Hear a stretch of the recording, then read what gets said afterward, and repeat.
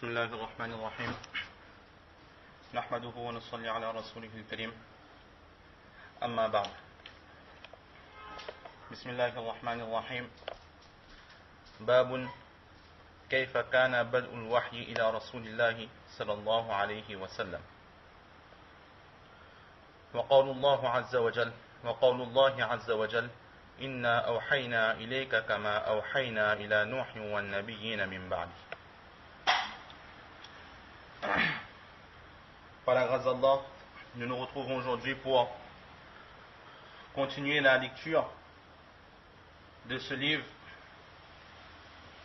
ce compilé de hadiths écrit par l'imam Bukhari rahmatullah alayh.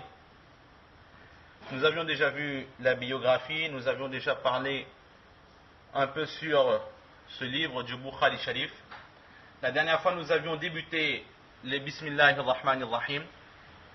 Nous avions aussi expliqué certaines objections qui ont été faites à l'encontre de l'imam Bukhari rahmatullah alayh, qui en apparence n'avait pas respecté des enseignements du Saint-Prophète sallallahu alayhi wa sallam qui demandaient de toujours commencer par les louanges d'Allah subhanahu wa ta'ala.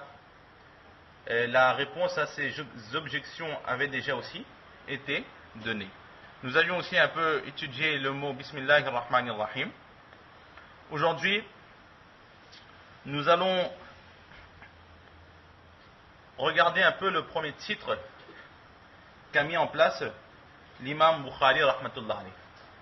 Au début, nous essaierons de ne pas aller trop vite afin que chacun puisse prendre ses marques. Car le livre de Bukhari Sharif est certes un livre de hadiths, des hadiths que nous allons très souvent retrouver dans d'autres recueils de hadiths, comme par exemple dans le Mishkat Sharif. Nous avons déjà vu pas mal de hadiths se trouvant dans le Bukhari Sharif, mais comme nous avions dit précédemment, que dans chaque hadith qui est mentionné par Imam Bukhari rahmatullah alayh, dans chaque titre qui est mis en place par Imam Bukhari rahmatullah alayh, l'auteur veut nous faire comprendre quelque chose, l'auteur veut nous enseigner quelque chose.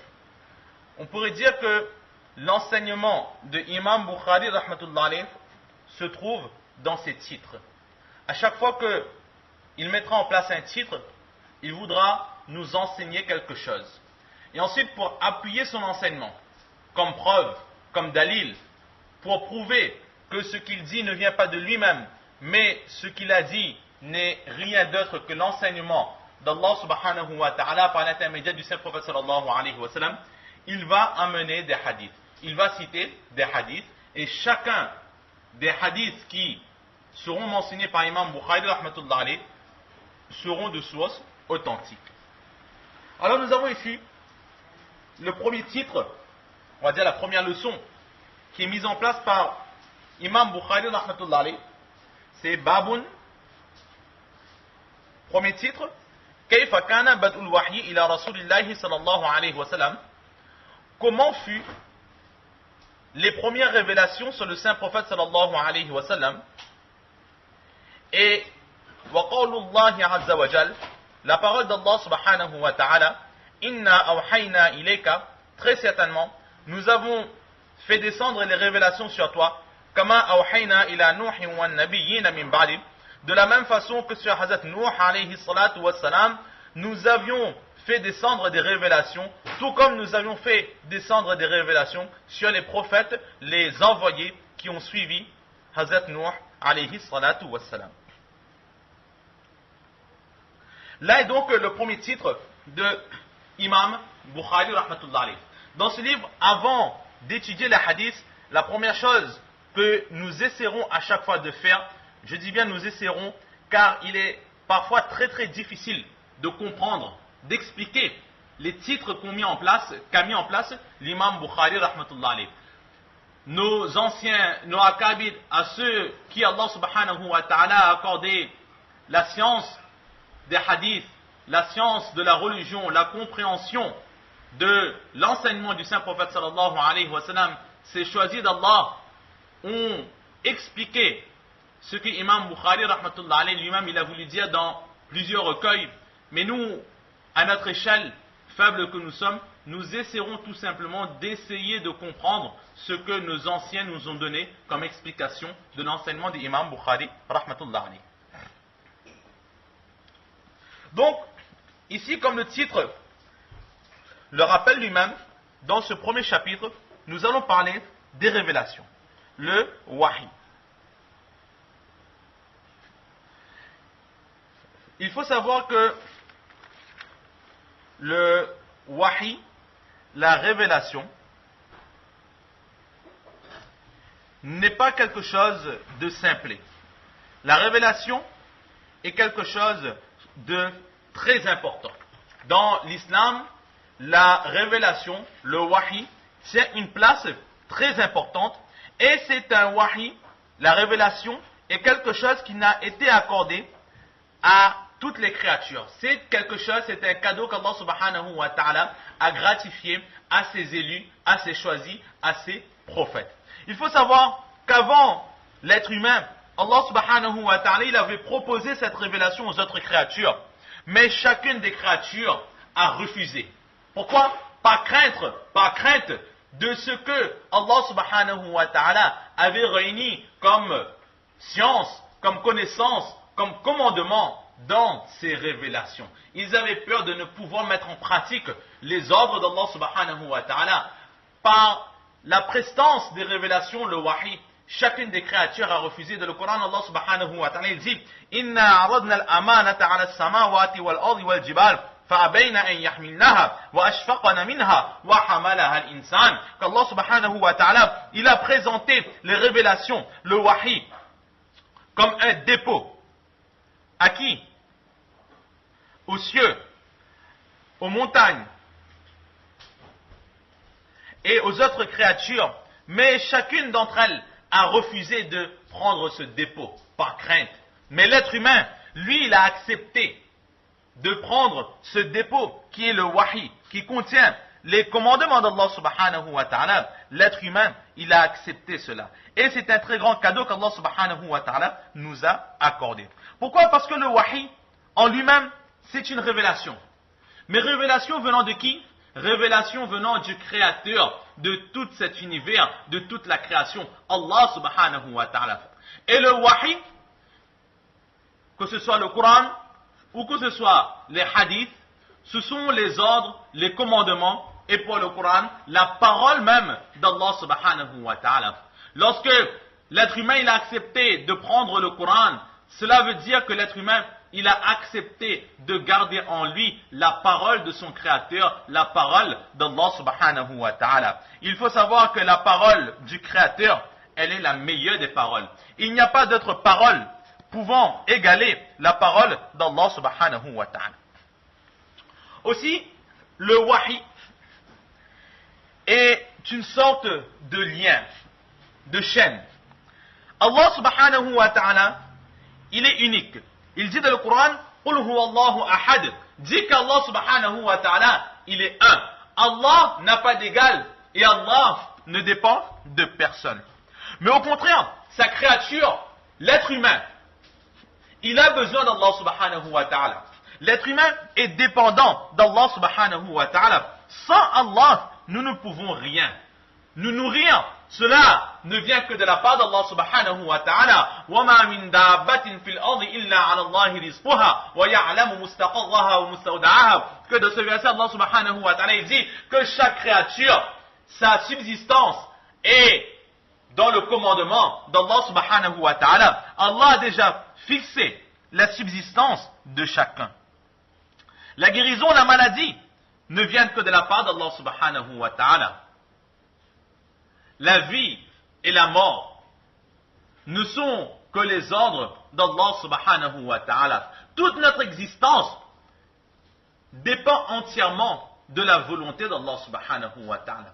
À présent, l'être humain, étant donné qu'il dépend d'Allah subhanahu wa ta'ala, ce qu'il se doit de faire, c'est de se rapprocher d'Allah subhanahu wa ta'ala. Il se doit d'être compté parmi les amis, parmi les choisis, parmi les aimés d'Allah subhanahu wa ta'ala. Si l'être humain réussit à se faire compter parmi les amis d'Allah subhanahu wa ta'ala, alors il faut savoir qu'un ami n'ira jamais ne voudra jamais nuire à son prochain, à son ami.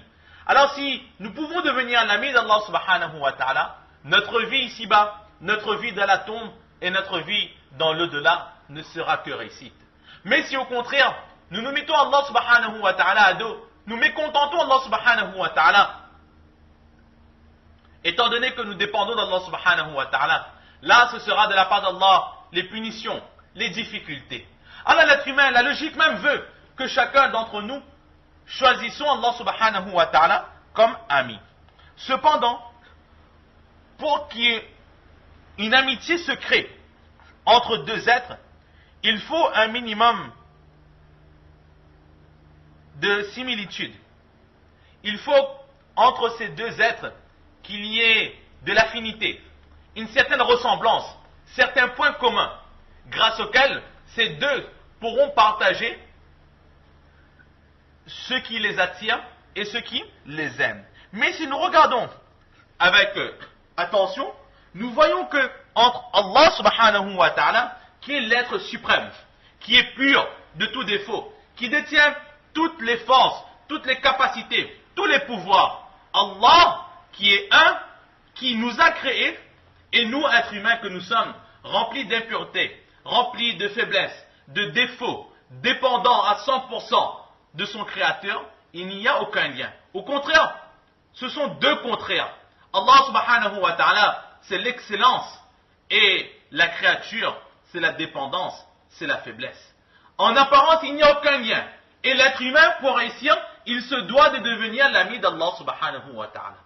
C'est pour cela que pour faciliter ce lien, cette amitié, cette affinité que nous devons avoir avec Allah subhanahu wa ta'ala, qui lui-même le dit dans le Coran, وَمَا خَلَقَتُ الْجِنَّ وَالْإِنسَ إِلَّا لِيَعْبُدُونَ, que nous n'avons créé les djinns, les génies et les êtres humains que pour qu'ils m'adorent.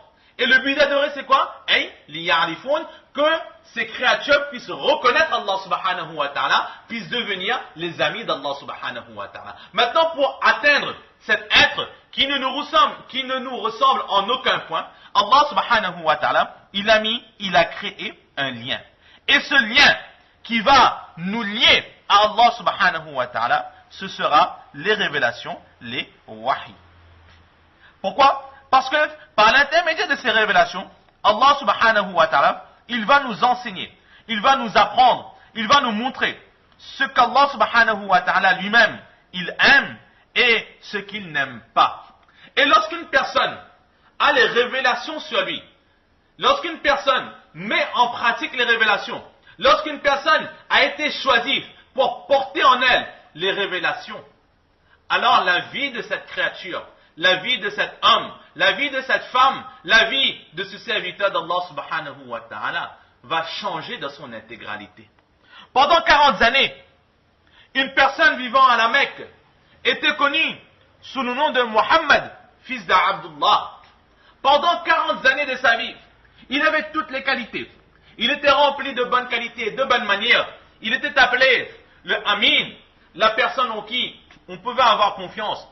Il se débattait pour amener la paix, pour amener la quiétude, la sérénité entre les familles, entre les amis, entre les tribus. Et il était reconnu de son peuple. Mais il n'était que Muhammad, fils d'Abdullah. Du moment où il a été choisi pour porter la première révélation, alors une vie de 40 années va chambouler, va changer par une seule révélation. Et à ce moment, il va devenir Muhammad, envoyé d'Allah, Muhammadur Rasulullah sallallahu alayhi wa sallam. Nous voyons comment est-ce qu'une révélation, comment un wahi peut changer la vie d'une personne. Et les révélations se faisaient sur le saint prophète sallallahu alayhi wa sallam. Aujourd'hui, il n'y a plus de prophète. Mais si nous optons pour vivre selon les enseignements se trouvant dans ces révélations, alors nous aussi, pendant 10 ans, 20 ans, 30 ans, 40 ans, 50 ans que nous avons aujourd'hui, si aujourd'hui nous allons commencer à mettre en pratique ces révélations, alors notre vie, que nous nous appelons Abu Bakr, que nous appelons Omar, que nous nous appelons Zayd, que nous nous appelons Osman, que nous nous appelons Mohammed, que nous nous appelons Suleiman, quel que soit le nom que nous avons, du moment où nous allons opter pour mettre en pratique